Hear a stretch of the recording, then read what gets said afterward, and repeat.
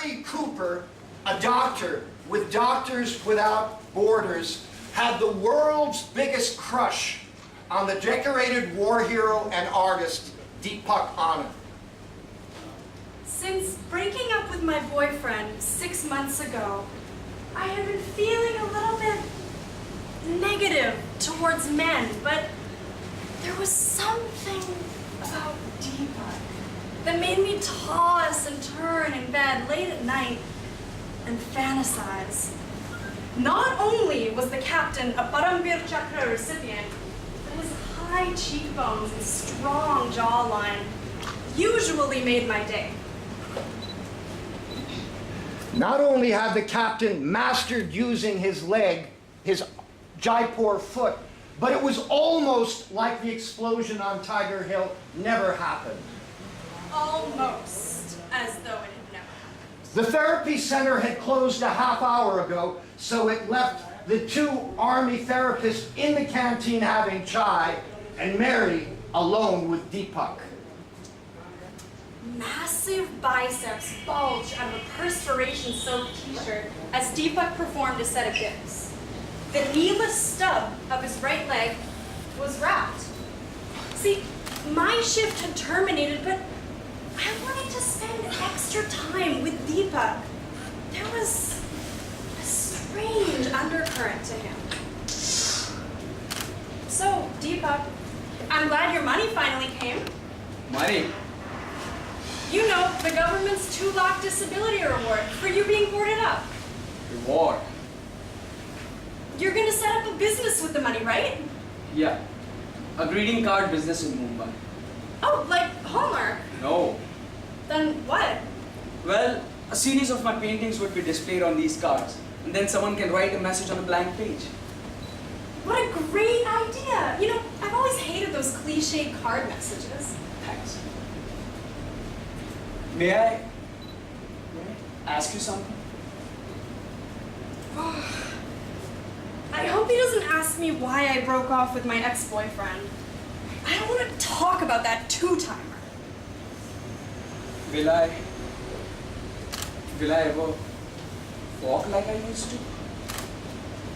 Deepak, I mean, you're making tremendous progress. I've talked with all Oh, the please! doctors.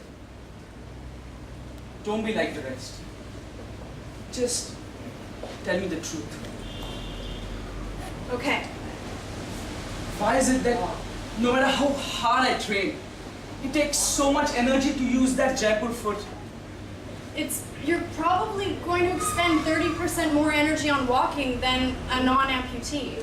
Okay, I can accept that, but why are my movements so unnatural? Deepak, I'm sure the doctors told you that you would have a different gait. But why? I'm working so hard. I'm working harder than everyone. I'm working more than anyone else. Deepak, we're all proud of you. Deepak, it's not you. It's the technology. See, up to now, prosthetic devices haven't been able to duplicate the functions of your feet and ankles. Maybe in 10 years, they'll come up with something. 10 years? As I watched Deepak do another set of dips, I thought about what the staff psychologist had said. Sometimes, Deepak likes to blank things out by drifting back to the day before the landmine blew off his leg. It's late afternoon. I'm sketching on a rock that looks out over the valley. The sun was bright, yet cool. Millions and millions of spring flowers peeked out from Mother Earth, and the birds chirped loudly, telling the evergreens that they had returned home. The sound of a jeep buzzing past the window brought me back to the present. Deepak was strapping on his Jaipur foot. You mind if I take a quick walk? You know, we should have closed down a long time ago. I couldn't resist. Part of me was tempted to ask if he wanted company, but I waited for an invitation.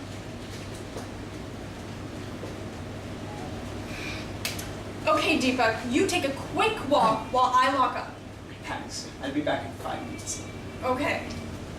Deepak was going to test the guarantee he had first heard a year and a half ago. His leg blown off by a landmine on Tiger Hill. He was being evacuated from Dras to Srinagar's Badami Bagh Military Hospital. Morphine had killed my pain. And just as I was about to pass out, the field doctor smiled and guaranteed. Hey man, you'll be as good as new in no time. For over a year, I had to listen to the same guarantee. Hey man, you'll be as good as new in no time. The same guarantee! Hey man, you'll be as good as new in no time. Then I reflected on what one of those officers had said in today's pep talk. He was trying to feel good about himself, and so he gave a stand up and walk again speech. I don't want to stand up and walk! I want to stand up and run!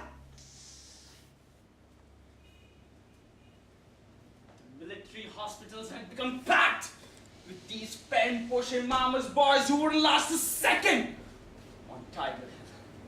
I can't wait to get them out of my life. I had worked my tail off at the rehabilitation knowing I would never gallop again. But at least let me run with dignity. If not, I'll do what my war mates have done. Deepak walked past the guards at the front gate, 100 yards ahead to Wanari Road. For months, I had watched that tree-lined two-lane road, vowing that the test would be run on its star face. The night was warm, muggy, and dead still. Sweat beaded on his brow. A temporary gust of wind came from a bus passing. My stomach was twisting in knots. The roof of my mouth had become dry, and my tongue stuck to it. And then, I felt adrenaline rush. He watched the bus stop at the center's bus stop and wondered, would he have the courage to do it? Deep down inside, I feared when the time comes, I will be a coward. A blast of light from a passing bus temporarily blinded Deepak. He shaded his eyes with his left hand and stared across the road at a white concrete bench. The bus engine growled like a dog about to attack, and the horn sounded like the loudest jingle bell tunes. Jingle bells! Catapulted me back to the fateful morning in Kashmir. Sirens erupted from the watchtowers. Jingle Louder bells! and louder and louder. Walk leg, walk leg. I dashed past the middle of the road, headed straight towards the white bench. Jingle bells! I heard the blurry horn and raced out the door, fearing it might be Deepak. The bus screeched to a halt at the road shoulder and a headlight struck the bench, illuminating Deepak. He was alive. But his mind was somewhere else. It's late afternoon. I'm sketching on a rock that looks out over the valley. The sun was bright, yet cool. Millions and millions of spring flowers peeked out from Mother Earth, and the birds chirped loudly, telling the evergreens they had returned home. Next time you hear a newsreader say, no soldiers were killed today and only one was injured, tell them to check their math. Grace Brownwood. Pranav. Gary Richardson! Thank you very much.